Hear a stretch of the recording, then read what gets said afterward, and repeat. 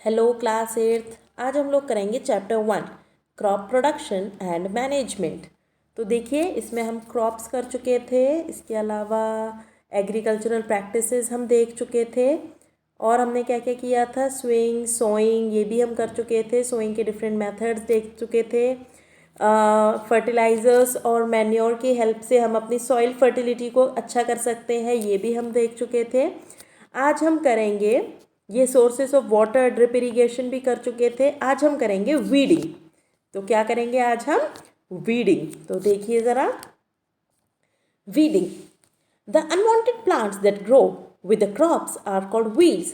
तो जो वीड्स होते हैं वो क्या होते हैं? जैसे आपने क्रॉप ग्रो किया, आपने वीट की क्रॉप ग्रो की, तो आपने देखा होगा कि पानी पानी होता है, मॉइस्चर होता है, न्यूट्रिएंट्स तो होते ही हैं सॉइल में जो हम वीड्स को प्रोवाइड कराते हैं उस समय पे। तो वो क्या होता है, एक्स्ट्रा प्लांट भी उग जाते हैं, होता है ना, एक्स्ट्रा प्लांट्स भी उग जाते हैं। इवन आपके गार्डन में, गमलों में, खाली पड़े गमलों में भी अपने आप जब बारिश पड़ने लगती है तो घास, पत्तियाँ ये सब उग जाती हैं। तो जो अनवांटेड प्लांट्स होते हैं, जो हमें प्लांट्स नहीं चाहिए और जो अपने आप ग्रो कर जाते हैं, उनको बोलते हैं weeds. It is necessary to remove the weeds because they compete with the crop plants for water, nutrients, space and light. तो देखो, बहुत ज़्यादा ज़रूरी है इन वीड्स को हटाना। इस वीड्स को हटाना ज़रूरी क्यों है? क्योंकि अगर हम इन वीड्स को नहीं हटाएंगे तो ये न्यूट्रिएंट्स ले लेंगे, और ये न्यूट्रिएंट्स ले लेंगे तो फिर हमारा वीट बेचारा क्या लेगा, जो हम क्रॉप उगा रहे हैं वो क्या लेंगे जब ये न्यूट्रिएंट्स ले लेंगे।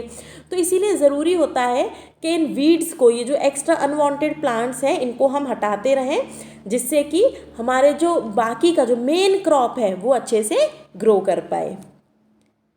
Some weeds may also be poisonous and therefore need to be removed. कुछ क्या होते हैं, जहरीले।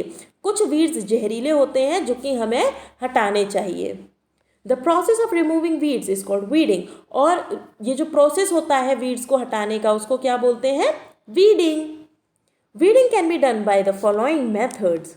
Manual weeding. मैनुअल वीडिंग मतलब हाथ से हटा देना। हाथ से हम लोग खींच कर हटा देते हैं ना, हाथ से उसको निकाल देते हैं, जो एक्स्ट्रा प्लांट्स होते हैं उसको बोलते हैं manual weeding.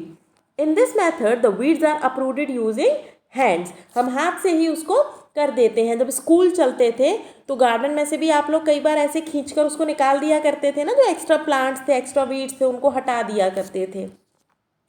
Now mechanical weeding. In this method weeding can be done with the help of a trowel, a sickle और a harrow।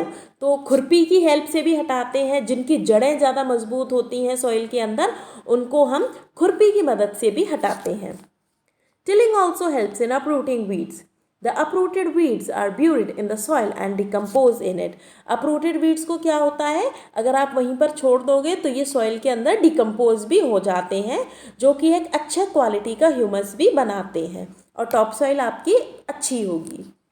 Now using chemicals. अब जब बहुत बड़ा फील्ड है, काफ़ी बड़ा फील्ड है ना, आप उसमें आपने क्रॉप ग्रो कर रखी है और उसमें वीड्स निकल आए, तो देखो कई बार मुश्किल भी होता है उन वीड्स को निकाल पाना। आप हाथ से, इतने हेक्टेयर्स में अगर फैला हुआ है, एकड़ों में आपकी क्रॉप फैली हुई है, तो आप कब तक हाथ से खींच खींच कर निकालोगे वीड को, या कब तक खुरपी लेके घूमते रहोगे, है ना।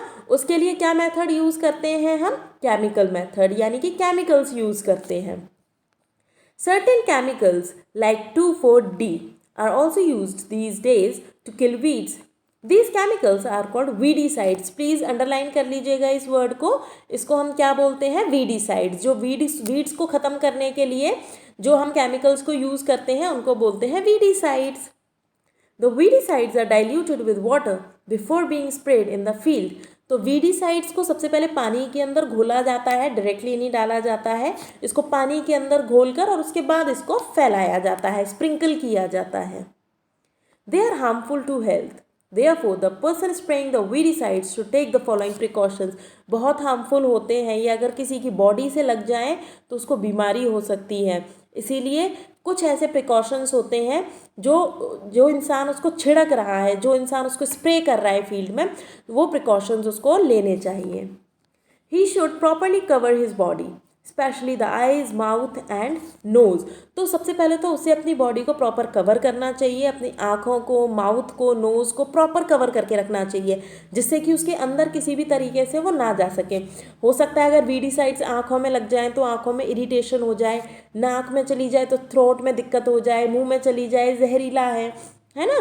तो अपने आँख, मुँह, नाक को सबको कवर करके उसको स्प्रे करना चाहिए। He should properly clean his body after spraying. सबसे बड़ी बात, चलो उसने स्प्रे भी कर लिया, खुद को कवर करके स्प्रे कर लिया, फिर भी उसे अपनी बॉडी को सबसे पहले धोना चाहिए। Weedicides should be sprayed during the vegetative phase of the weeds before flowering and seed formation. This ensures that the weeds do not multiply in number and their seeds do not mix with grains. इसके लिए हमें क्या करना चाहिए कि जब vegetative phase में होगा, यानी कि जब वो सीड बना रहा होगा, जो आपका वीड्स है जो ये उग गई है, जब वो बीज बना रही हो ना, उस समय पे ये करना चाहिए, जिससे कि उसके जो बीज हैं वो भी मर जाएं और वो प्लांट भी मर जाए और वो अपने आप को मल्टीप्लाई यानी कि बढ़ा ना पाए। अब हम बात करेंगे हार्वेस्टिंग की। देखो हमने अपनी क्रॉप, अपनी सबसे पहले हमने अपनी जो सॉइल है उसको प्रिपेयर किया। सॉइल प्रिपेयर होने के बाद हमने उसमें बीज डाले अलग अलग तरीके से। बीज डालने के बाद हमने उसको पानी दिया, पानी के साथ साथ हमने फर्टिलाइजर्स और मैन्योर्स प्रोवाइड कराए। अब हमने वीड से भी उसको बचा लिया। अब हमारी क्रॉप बिल्कुल तैयार है हार्वेस्टिंग के लिए, यानी कि कटाई के लिए। Harvesting is associated with celebrations in many part of our country. Festivals like Baisakhi, Bihu and Nabanna are examples of harvest festivals. तो देखो हमारे कंट्री में ना हार्वेस्ट फेस्टिवल बड़ा धूमधाम से मनाया जाता है जब फसलें कटती हैं। उसमें से एक हो गया बैसाखी, बिहू। ये सब बिहू जहाँ असम में होता है, बैसाखी पंजाब के एरिया में होती है। तो इन सब चीज़ों को हम सेलिब्रेट करते हैं, इन सारे फेस्टिवल्स को सेलिब्रेट करते हैं, खुशी मनाते हैं कि हमारी जो फसल है, हमने जो मेहनत की है, अब हम उस फसल को काट सकते हैं। Harvesting refers to the cutting of the crop after it matures. It is done by cutting the crop plants close to the ground or by pulling them out. कैसे करते हैं? या तो हम उसको प्लांट को कट करके निकालते हैं, या फिर हम उसमें से जो ग्रेन्स होते हैं उनको निकालते हैं। जैसे ही वो मैच्योर हो जाता है, अब हम उसको हार्वेस्ट कर सकते हैं, उसको क्रॉप को फील्ड से हटा सकते हैं। Harvesting can be done by hand with the help of a sickle and by a machine called harvester. ये दो तरीके से हो सकता है, एक तो हाथ से सिकल से जो नॉर्मल ट्रेडिशनल मेथड होता है, दूसरा होता है हार्वेस्टर से जो कि मशीन वाला मेथड है। After harvesting the grains are separated from the cut crop. आपने क्रॉप तो कट कर ली, पर आपने पूरी की पूरी क्रॉप कट की है, राइट। अब उसमें से आपको ग्रेन्स निकालने हैं। तो ग्रेन्स कैसे निकालेंगे? It is done by threshing. क्या करेंगे? थ्रेशिंग से करेंगे। Threshing can be done manually or with the help of a machine called a thresher. तो हम किससे करते हैं थ्रेशिंग? एक मशीन आती है थ्रेशर, जिससे हम ये काम कर सकते हैं। A combined harvester can be used for both harvesting and threshing. अब आजकल क्या है कि आपको हार्वेस्टिंग यानी कटाई के लिए और ग्रेन्स को अलग करने के लिए अलग अलग मशीनों की ज़रूरत नहीं है। एक कंबाइंड हार्वेस्टर आता है जिसमें ये दोनों ही चीज़ें अवेलेबल होती हैं। अब आपने अपनी फसल काट ली, फसल चलो आपके पास आ गई, आपने बोरों में भर ली। अब उसे स्टोर भी तो करोगे, रखोगे तो सही ना। कहाँ रखोगे, कैसे रखोगे, कितनी सेफ्टी से आपको रखना है, ये अब देखते हैं। After winnowing the grains need to be stored properly to keep them safe and usable for a long time. The grains are generally stored before being consumed. तो सबसे पहले जो ग्रेन्स हैं उनको आपको स्टोर करना पड़ेगा यूज़ करने से पहले. Storage of grains is therefore an important step. The freshly harvested grains contain moisture. The presence of moisture promotes the growth of microorganisms like fungi and bacteria. तो देखो जब आपने ताज़ा किसी फसल को काटा होता है ना, तो उसके अंदर मॉइस्चर होता है, उसके अंदर वाटर कंटेंट रहता है। तो वाटर कंटेंट बहुत ही जल्दी ग्रेन्स को ना सड़ा देता है, ख़राब कर देता है। तो इसीलिए सबसे पहले आपको उसको जो मॉइस्चर है उसको ख़त्म करना है। Attract pests like insects and rats. और ये जो ताज़ा फसल होती है ना, इससे रैट्स और इंसेक्ट्स भी बहुत अट्रैक्ट होते हैं, इसलिए हमें उनसे भी उन्हें बचाना है. These cause loss of precious food grains. The grains should therefore be dried properly to reduce the moisture content. इसीलिए हमें सबसे पहले फसल को क्या करना है? अच्छे से सुखाना है, जिससे कि उसमें वाटर कंटेंट कम हो जाए. After drying, the grains should be stored in a cool, dry and clean place. Small farmers store their grains at home in jute bags or metal containers. They often mix neem leaves with the grains to keep away pests. This is because neem has an insecticidal property. ऐसा क्यों होता है? देखो, जब farmers ने उसको काट लिया, फसल को काट लिया, उसे सुखा दिया, तो दोबारा भी तो गीला होने का चांस है। इसके लिए क्या करते हैं फार्मर्स के उन्हें जूट बैग्स यानी कि बोरियां, देखिए गाँव तो सबका होगा, बोरियां देखी होंगी, उन बोरियों में भर देते हैं उसको, और कई तो उसमें नीम की पत्तियां भी डाल देते हैं, क्योंकि नीम की पत्तियों में नेचुरल तरीके से इंसेक्ट्स को दूर रखने की प्रॉपर्टी होती है। Large scale storage of grains is done in silos and granaries. For the protection of granaries from pest and micro organisms, pesticides are spread before storage. और अगर बहुत ज़्यादा है, अगर जो फार्मर है वो अपने घर में उसको नहीं स्टोर कर पा रहे हैं, तो वो उनको ग्रेनरीज और सिलोज में रखवा देते हैं। उससे क्या होता है कि वो लोग उसको वहाँ पर सेफ रखते हैं, वहाँ पर प्रॉपर पेस्टिसाइड्स और इंसेक्टिसाइड्स स्प्रे करते रहते हैं स्टोरेज से पहले, जिससे कि जो आपका स्टोर किया हुआ ग्रेन है वो खराब ना हो। चलिए अब नेक्स्ट देखते हैं organic farming. The form of agriculture that relies on crop rotation, green manure, compost, biological pest control, and mechanical cultivation to maintain soil productivity and control pests is called organic farming. तो कुल मिला के organic farming वो होती है जिसमें हम किसी भी तरीके का कोई केमिकल यूज़ नहीं करते हैं। हम खेतों में ही बनाया हुआ मैन्योर यूज़ करते हैं, क्रॉप रोटेशन करते हैं, है ना, सॉइल को नेचुरली रिप्लेनिश होने देते हैं, नेचुरली उसके न्यूट्रिएंट्स गेन होने देते हैं, जिससे कि जो क्या बोलते हैं उसकी जो न्यूट्रिएंट्स हैं वो प्रॉपर गेन होते रहें और किसी भी तरीके के केमिकल्स फार्मर को यूज़ ना करने पड़े, तो उसको बोलते हैं organic farming.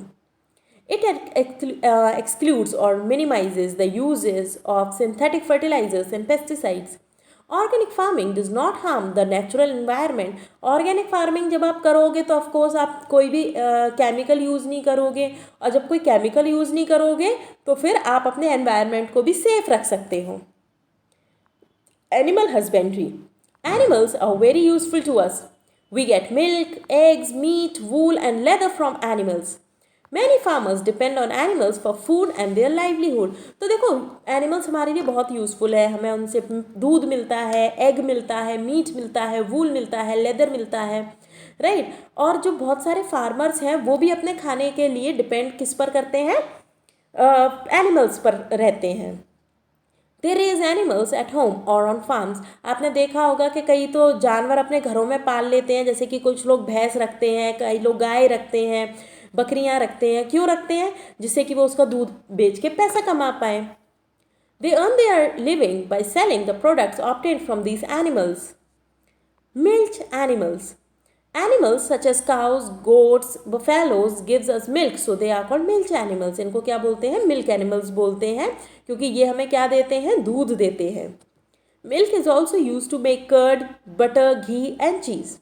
Now meat and egg yielding animals. अब जो मीट देते हैं और एग देते हैं, कुछ तो मुझे नाम आप ही बता दो, आप लोगों में से कुछ लोग तो नॉनवेज भी खाते होंगे, तो कौन कौन सा खाते हैं? हेन्स, ऑफकोर्स मुर्गे, turkeys and geese give us eggs, while meat is obtained from chickens and goats.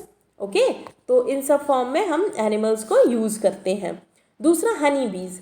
Honey is obtained from Honey बीज। रियरिंग ऑफ हनी बीज for honey is called apiculture. Please इसको अंडरलाइन कर लीजिएगा। एपीकल्चर का मतलब होता है हनी बीज को पालना और उनसे शहद निकलवाना। In addition, the animals help the farmers in various tasks such as plowing, fields and transportation. तो देखिए फार्मर्स किस किस तरीके से यूज़ कर सकते हैं एनिमल्स को अपने फील्ड को प्लो करने के लिए, ठीक है, प्लो करने के लिए भी यूज़ करते हैं, इसके अलावा ट्रांसपोर्टेशन के लिए भी यूज़ करते हैं। However, the reared animals need to be provided with food, shelter and proper care. जब आप अपने यहाँ पे जानवर पालोगे तो उनको प्रॉपर केयर भी तो दोगे, प्रॉपर जगह भी तो दोगे रहने के लिए। The practice of breeding and raising domestic or farm animals for food and other needs is called animal husbandry. तो इस तरीके से एनिमल्स को पालना, उनके प्रोडक्ट्स को बेचकर पैसा कमाना, इसको बोलते हैं animals husbandry. In India, the livestock such as cows, buffaloes, oxen and goats is bred and raised for food, fiber, transport and agriculture. अब देखिए हम लोगों ने ये चैप्टर कंप्लीट कर लिया है। अभी कुछ देर में आपको क्वेश्चन आंसर्स प्रोवाइड हो जाएंगे।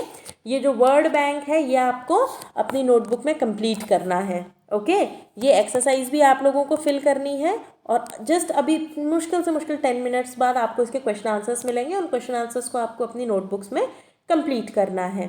ओके, नेक्स्ट चैप्टर हम कल की क्लास में शुरू करेंगे। Till then bye.